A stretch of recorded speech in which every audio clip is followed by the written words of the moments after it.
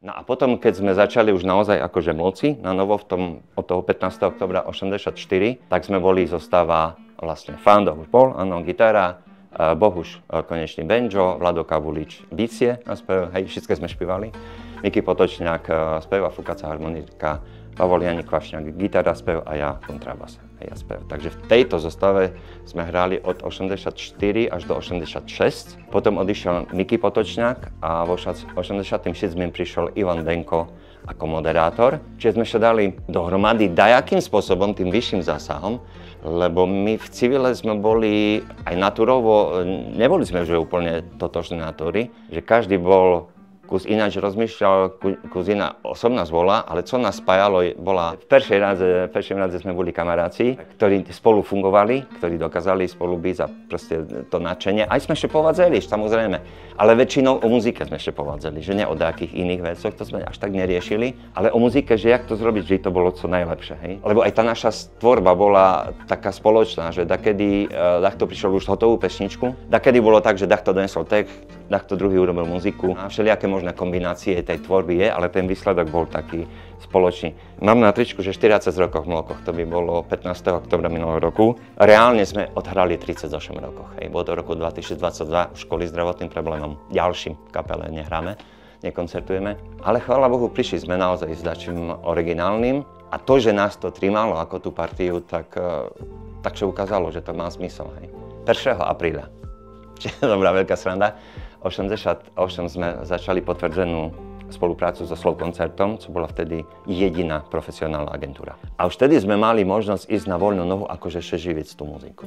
Ale už vtedy sme rozmýšľali, že hráme menšinový žáner, ktorý folk a country nikda. V Čechách to bolo kus akože viac uplatňované, na Slovensku furt to bolo deška pod prikrývku. Teraz ešte tá šariština, ďalší akože prikrývka dolu, že co vy tam chcete zdakať z Prešova, hej. My sa povedali, keď my by sme sa mali živiť, tak na to, že sme hrali dostatočne veľa, budeme musieť skadzi kým lavírovať, skadzi kému s prepačením še vchádzať do zadku.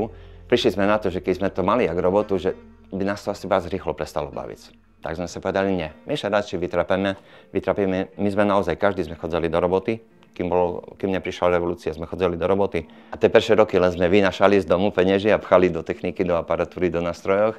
A potom už to začínalo aj tak fungovať, začali sme vydávať albumy, hej, koncertovali častejšie, takže už to potom prinieslo aj nejaký ten ekonomický osoch, ale absolútne tu nebol žiadny príjm na začiatku. Tých zážitkov fakt by bolo veľa, o ktorých by som mohol rozprávať, každý zanechal nejakú stopu. Tak vyberem ten taký najtop, najmohutnejší, bo už asi nikdy v živote, keď sme hrali, už nič lepšie asi neurobíme. A to je práve koncert 25 rokov v Mlokoch, tam hore sebe kameramen a sníme plagáty z toho koncertu, ktorý bol 15. októbra 2009 vo veľkej mestskej športovej hale Prešov.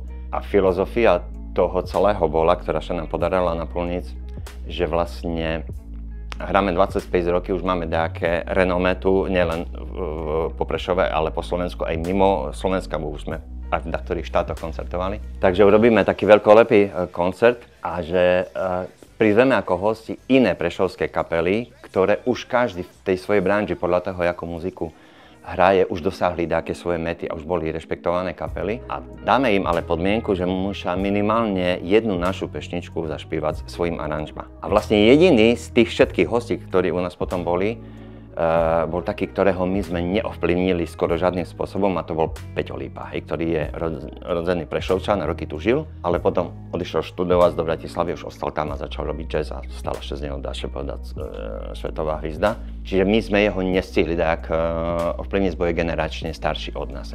Ale toto ostatné kapely, či to boli IMT Smile, či Helenino, či Kiliky tu a tie ďalšie, ktoré sme pozvali, tak všetky boli od nás mladšie. A keď sme robili propagáciu toho koncertu 25 rokov v Mlokoch, tak v podstate všetky tie ostatné kapelky priznali, že naše pesničky takedy hrali na gitárke, na muríku, tak na silisku, alebo jedným, alebo druhým, alebo tretím prešovským. A co sa najviacej asi vážime ako moci, bo sme na to prišli vtedy tak detailne a z očí do očí, že sme im dali aj tú víziu a ten impuls, že sa opláci a dáš prísť vlastnú muziku a tvorbu, a keď je dobrá, tak s tým prerážiť. Čiže my sme vlastne do toho portfólia, to teraz konkrétne vymenujem, kto bol, či ako hostia na tým koncerte boli Helenine oči, Komajota, Čikiliky Tua, Peter Lipa a jeho doprevádzal zase kapela Gapa, čo je ďalšia hviezda prešovská, saxofonista Gapa, vtedajšiu kapelu Grovin Heads. No a zažitek je to neskutočný, lebo tým pádom, že to bolo tak nastavené, že fakt príde každá kapelka z tú jednu minimálne našu pešničku, Heleníne oči dokonca 2 pešničky sa vybrali vo Sor Quattrabanta. Čiže my sme aj de facto počítali s tým, že prídu na ten koncert ľudia, ktoré prídu aj kvôli tomu, že je tam nejaká ich vysnívaná kapelka. A dopadlo to celé akože famózne. Tam bola tak úžasná atmosféra aj na pódiu, aj v backstage vzadu medzi kapelami. To bolo nadšenie, kamarátsko, sranda, všetko. To už nič lepšie, že nám nepodarí, aj keď sme hrali ešte 20 roky. Sebe myslím, lebo fakt, že to bola topka. Aj vtedy to celý Prešov okolica, kto bol na koncerte, že toto bol koncert ze 6 ročia Prešova.